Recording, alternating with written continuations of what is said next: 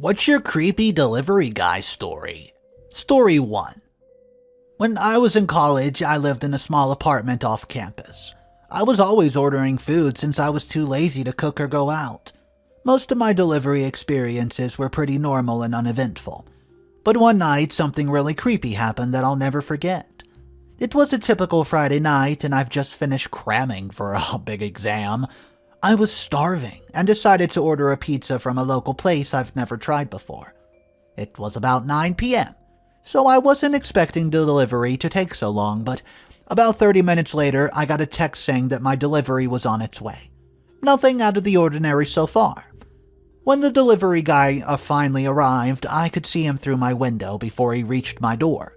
He was tall, maybe like 6'4", with a scruffy beard and a baseball cap that covered most of his face.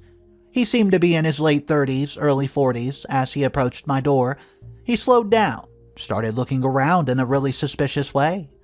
I didn't think too much of it at first, assuming he was just trying to find my apartment number. I opened the door, he handed me the pizza with a wide grin. I noticed that his teeth were very yellow, and he had a very intense stare. As I was reaching for my wallet, just to give him a tip, he leaned close and said, "You have a really nice place here. It looks so cozy." I thought it was a bit strange for a delivery driver to comment about my apartment, but I just thanked him and handed over the cash. He took the money, but instead of leaving, he just stood there staring at me. At this point, it was getting really uncomfortable, so I said, "Okay, man, have a good night," and started closing the door. At this point, he put his foot in the way, preventing me from closing the door completely.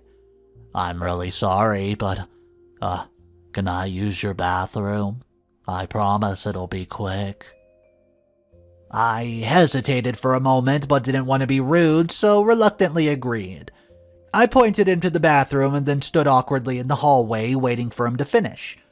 I heard him lock the bathroom door, and it felt like he was in there forever. I started getting really anxious, wondering if I've just made the biggest mistake of my life letting him in. After what felt like an absolute eternity, he finally came out of the bathroom. He thanked me again and started walking towards the front door. Just as I thought this strange encounter was about to end, he stopped and turned back to me to face me and said, "By the way, you're really pretty. Are you here alone tonight?"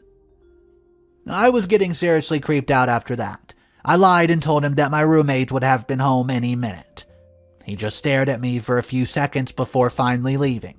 So I locked the door behind him and immediately called the pizza place to report what just happened. They apologized profusely and told me they'd look into it. The next day, I get a call from the manager who told me they fired the delivery driver guy after he admitted to acting inappropriately. They also offered me a free refund and a free pizza, which I accepted.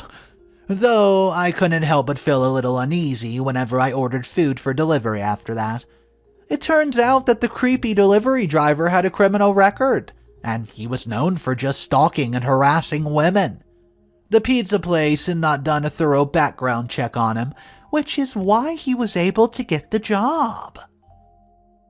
Story number 2. A few years ago, I lived in a small, quiet suburban neighborhood. I had just moved there for a new job, and I didn't know many people in the area yet. One evening after a long day at work, I decided to treat myself to some Chinese takeout.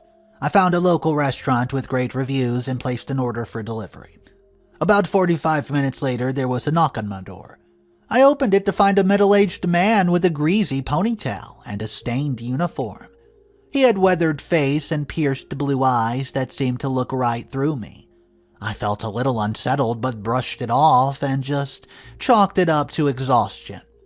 As I reached for my wallet, he held out a bag of food and said, "You're new around here, right? I haven't seen you before." I told him I just moved in, trying to keep the conversation friendly. He nodded and said, "Well, welcome to the neighborhood. It's a nice place, but it can get a little lonely." I thought that was an odd comment, but I thanked him and handed over the cash. He hesitated for a moment before asking, So, do you live around here alone?" The question caught me off guard, and my instincts were screaming that this was not a normal conversation to have with a delivery driver. I lied, telling him that my boyfriend lived with me but was currently out of town. He seemed disappointed but didn't say anything else as he handed me my change. I quickly closed the door and locked it behind me, feeling relieved that the encounter was finally over. I did enjoy my meal, but I couldn't shake the feeling that something was off about the guy. Over the next few weeks, I noticed the same delivery driver seemed to be everywhere I went. I'd see him in his car, parked down the street from my house. He'd be at the grocery store when I was shopping or sitting in his car outside my workplace. Every time I saw him, he just stared at me with those intense blue eyes. I became increasingly paranoid, feeling like I was being watched literally all the time. So I finally decided to report him to the Chinese restaurant and the local police. The restaurant manager apologized and said they'd look into it. The police, however, didn't take me seriously at first, saying there wasn't enough evidence to take action. A few days later, I came home from work to find a note taped to my door. It read, "I'm sorry I scared you. I just wanted to get to know you better. Please don't be mad." I was terrified. The note confirmed that he's been watching me, and now he knew where I lived. I called the police again, and this time they agreed to investigate. They discovered that the delivery driver had a history of watching people and restraining orders against him. He had literally been using his job as a way to find potential targets. So the police arrested him, and the restaurant fired him swiftly. I was granted a restraining order from the creep, and the police kept a close eye on my neighborhood for a while after that event. I eventually moved away from that area, but the experience left me shaken and more cautious than ever. I still order delivery from time to time, but now I always make sure to meet the driver outside my door and keep my personal information to a minimum. Story number 3. I'd recently moved to a new city for my dream job. I was still getting settled into my new apartment, and it was located in an old, beautiful building with a rich history and a touch of mystery. The neighborhood was full of quirky shops, bars, restaurants, which I was eager to explore. One night, after a long day at work, I decided to order pizza from a local place that had rave reviews. I placed my order, and about 30 minutes later, I received a text that was stating the delivery driver was on her way. Well, when the doorbell rang, I opened the door to find a young woman with long, dark hair and eyes that seemed to have a mischievous glint. She was wearing a black leather jacket over her delivery uniform, giving her some sort of edgy look. So, she hands me my pizza with a smile that seemed almost sinister. "Enjoy your meal. I know I always do." I laughed nervously, unsure of how to interpret her comment. I paid her and thanked her before closing the door. As I sat down to enjoy my pizza, I couldn't shake the uneasy feeling her presence left behind. Over the next few weeks, I began to see her literally everywhere. She would be at the coffee shop, just sitting there in a dark corner, watching me intently. I'd spot her in the shadows near my apartment building late at night, leaning against her motorcycle. And when I went out with friends, I'd catch glimpses of her in crowded bars, always at the edge of my vision. One day, I received an anonymous package. Inside, I found a beautifully bound, handwritten journal. The pages were filled with poetry, sketches, all depicting me in various settings. It was both fascinating and disturbing. The level of detail and intimate knowledge of my life displayed in the words and images were crazy. There was no doubt in my mind that the journal was the work of the delivery girl. I decided to confront her the next time I see her, which didn't take very long. I found her waiting near my apartment one evening. Her piercing gaze was just fixed on my window. So I approached her. My heart was pounding at this point, and I demanded to know why she was watching me. She laughed, a chilling sound that sent shivers down my spine. "Oh, I'm an artist, and you're my muse. I've been watching you, studying you, and I found inspiration in your every move. I wanted to share my work with you, to show you the beauty I see inside of you." Well, her words were unsettling, and I knew I needed to put an end to her obsession. I told her that her behavior was not normal, and that I wanted her to leave me alone ASAP. Her expression shifted from amusement to anger as she hissed silently, You didn't deserve my devotion. You're just like everyone else, blind to the beauty and the darkness." And then with that, she stormed off. I hoped that would be the last straw that I saw her, but I couldn't have been more wrong. A few nights later, I awoke to the smell of smoke. Panicking, I grabbed my phone and scrambled out of bed. As I flung open my bedroom door, I saw flames engulfing my living room. I quickly dialed emergency services and fled the apartment, coughing from the smoke in my lungs. As I stood watching the fire consume my home, I noticed the delivery girl across the street. She was staring at the blaze. A satisfied smile played on her lips and our eyes met, and she mouthed the words I could read. "Now you'll see the beauty." The fire department arrived just in time to have my apartment building saved, but my home was a total loss. The investigators determined that the fire had been deliberately set, and I knew without a moment of doubt that the delivery girl was responsible. I shared my suspicions with the police, recounting my encounters with her and showing them the journal she sent me. Well, with this evidence, they launched an investigation and quickly arrested her. It turned out that she had a history of arson and stalking, driven by an obsession with finding beauty in destruction. She had been in and out of mental institutes since she was little, managing to slip through the cracks each time she was released. Her trial, it was fast, very swift, and she was ultimately found guilty of arson, stalking, and endangering lives.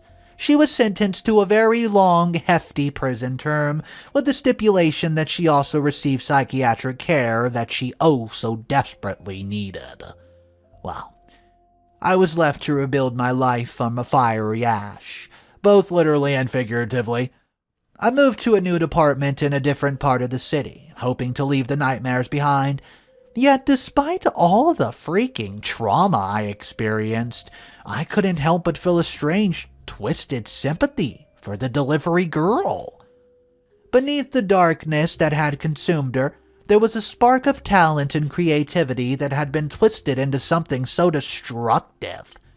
Well, this ordeal taught me something very important. Trusting my instincts. Setting boundaries. Never taking my personal safety for granted. I also learned to appreciate the fine line between passion and obsession, and the power it holds to make or break a person.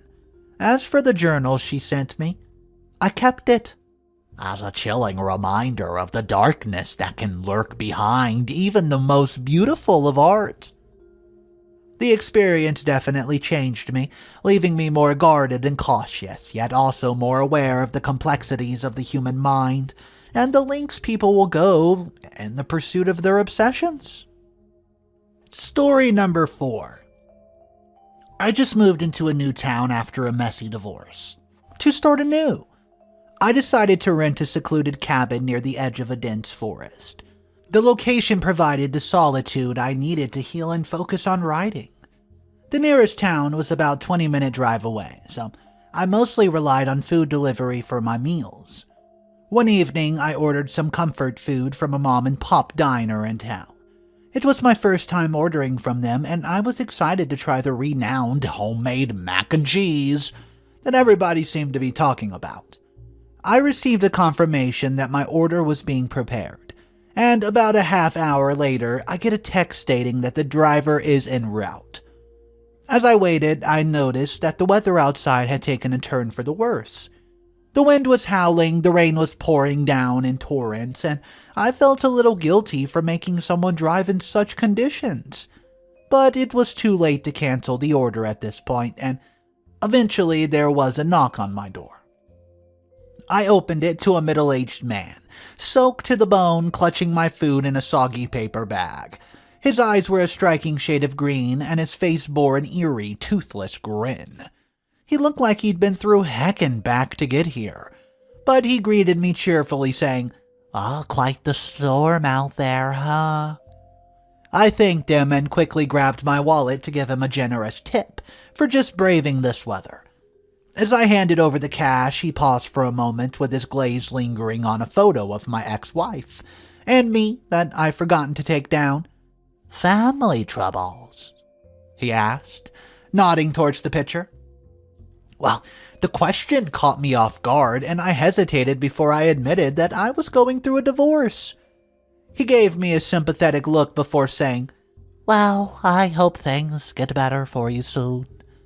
I thanked him, and he headed out with a soggy bag that he gave me before trudging back out to the storm.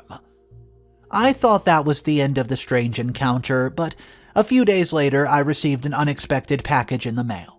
Inside was a beautiful hand-carved wooden box with intricate designs. There was no return address or note, but something about the craftsmanship reminded me of my delivery driver. I didn't know how he had obtained my mailing address, but it was evident that the gift was from him. Feeling a bit unnerved, I decided to call the diner and inquire about the delivery driver. The owner informed me that the man's name was Edgar, and that he was a regular at the diner as well. They said he was a bit eccentric, but ultimately harmless. They assured me that Edgar probably meant well with the gift, but I couldn't shake that eerie feeling that something was desperately off. Over the next few weeks, I started noticing strange occurrences around my cabin. I'd find fresh flowers by my doorstep, or small trinkets just left on the porch. Each time, there was no note, no explanation, but I was sure they were from Edgar. Then, one night, things seemed to take a turn. I was awakened by the sound of a shattering glass. I jumped out of bed and grabbed a baseball bat. My heart was pounding in my chest, and I just crept down the hallway, following the noise to the living room, and there I found Edgar, standing amidst the shards of broken glass, clutching a crowbar. His eyes looked wild, and he was drenched in sweat. "I just wanted to help you." His voice was trembling with emotion. "I thought we could be friends, but you never reached out, and I don't know how else to get your attention." I stared at him in disbelief, trying to comprehend this entire situation at hand. I demanded to know what he was doing in my house, and he responded, "I've been watching you, and I can see that you're oh so lonely. I thought maybe I could help you heal. Would you be friends with me? Maybe me?" My heart raced as I weighed my options. Simply, I didn't want to provoke him. So I tried to remain calm and said, "Edgar, you can't just break into somebody's house like this. It's not right. Hey, I appreciate the gestures, buddy, but you've crossed the line." His expression changed from desperation to anger. "Oh, you're just like the rest of them." He snarled while gripping the crowbar tighter. "You don't see the love I'm offering you. You don't appreciate anything I've done." Sensing the imminent danger, I decided to take action, with all the strength I could muster. And I mean it. I swung that baseball bat, striking Edgar in the arm, and he cried out in pain, dropping that crowbar. I seized the opportunity to sprint past him out the front door, calling the emergency services as I ran. The police arrived in mere minutes, and I watched from a distance as they apprehended Edgar. It turned out he had a long history of doing weird stuff like this, obsessive behavior, and even a charge for stalking. He spent time in a psychiatric facility, but had been released without proper supervision. The diner, horrified by what transpired, promptly fired Edgar and issued a public apology for the lack of background checking on their employees. They even offered me a lifetime supply of mac and cheese, which I accepted. As for Edgar, he was charged with breaking and entering, stalking, and possession of a deadly weapon with intent to harm. He was sentenced to a combination of jail time and court-mandated therapy, just to address all his mental issues. This harrowing experience taught me the importance of trusting my instincts and prioritizing personal safety. While I eventually moved to a more populated area, I continued to be cautious after sharing my personal information and maintaining clear boundaries with strangers. The cabin, which once represented a fresh start, now held a haunting, daunting reminder of the dangers that lurk even in the most unexpected places. Yet, despite all the drama, I emerged from the ordeal stronger, more resilient, and with a newfound appreciation for the simple act of ordering delivery. So tell me in the comment section down below, what is your most creepy delivery guy story? Guys, my name's Mr. Reddito. Thank you so much for joining me on today's video. Make sure you subscribe for daily stories where you never know what we're going to ask.